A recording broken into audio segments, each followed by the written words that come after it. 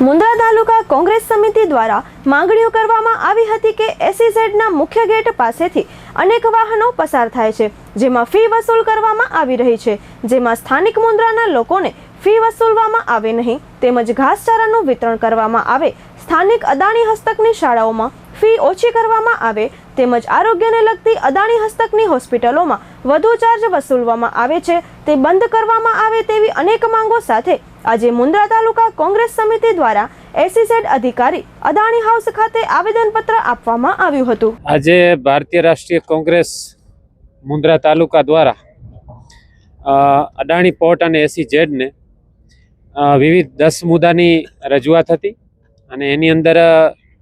અમે લોકોએ દિવસ 10ની અંદર એમની પાસેથી પ્રત્યુત્તરની માંગણી કરેલી છે કે તમારું ભાઈ જે કંઈ પણ સ્ટેન્ડ છે અમારી માંગણીઓની સામે એ અમને લેખિતમાં જણાવશો। મુદ્દાઓની અંદર આપ સર્વેને નકલ તો આપેલી જ છે, તેમ છતાં પણ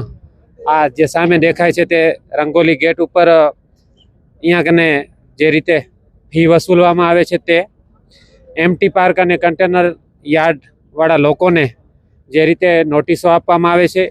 ધંધો કરવાની તમામ લોકોને સ્વતંત્રતા હોય તેમ છતાં પણ અદાણી પોર્ટ અને એસઈઝેડ દ્વારા એ લોકોને નોટિસો આપવામાં આવી છે, તે પણ મુદ્દો આની અંદર સામેલ છે। ખેડૂતોના પણ ઘણા મુદ્દાઓ આની અંદર સામેલ છે। મેડિકલ ક્ષેત્રે એ લોકો એવું કહે છે કે 50% અમે રાહત કરી છે,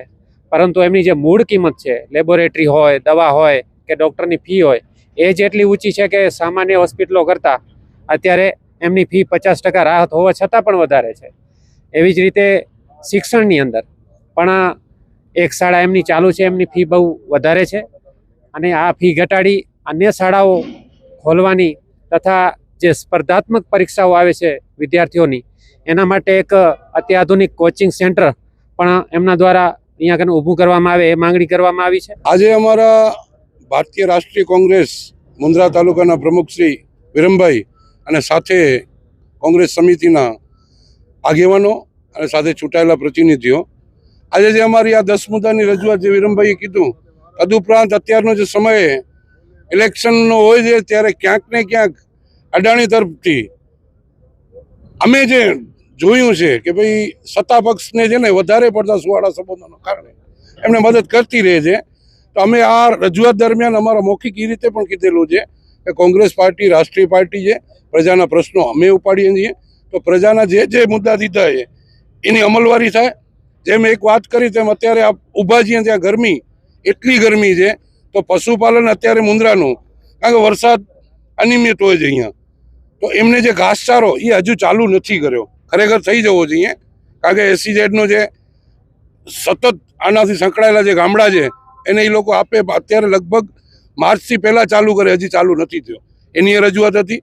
અને જે અમે રજૂઆતો કરી છે એ વ્યાજબી ધોરણે છે અને કંપનીના નિયમો અનુસાર જે રજૂઆત કરી છે। આજે આવેદનપત્ર આપવામાં આવ્યું છે, એમાં ઘણા અદાણી ફાઉન્ડેશનને લગતા જે કામો છે, જેમાં ખેડૂતો માટે, વિદ્યાર્થીઓ માટે કંઈક હજી સારું કરી શકાય એ માટે માંગણી કરવામાં આવી છે। તો એને ધ્યાને લઈને અમે હજી વધારે ઇવનિંગ એજ્યુકેશન સેન્ટર વિદ્યાર્થીઓ માટે કરી શકીએ, કે સારી સ્કૂલો જેમ અદાણી વિદ્યા મંદિર છે એવી રીતના બીજે બધે સ્કૂલો એસ્ટાબ્લિશ કરીને બાળકોને ભણાવી શકીએ, એના માટે આ મુદ્દાઓ ઉપર ધ્યાન આપવામાં આવશે। ખેડૂતો માટે પણ જે કામગીરી કરવામાં આવે છે એમાં પણ જે માંગણી છે એ પ્રમાણે ખારેક માટે કામ કરવામાં આવશે અને અમે પણ બધાની સાથે રહીને કામ કરવા માટે તત્પર છીએ અને મુન્દ્રાની પ્રજા હજુ વધારે આગળ વધે, હજુ વધારે સાચો વિકાસ થાય,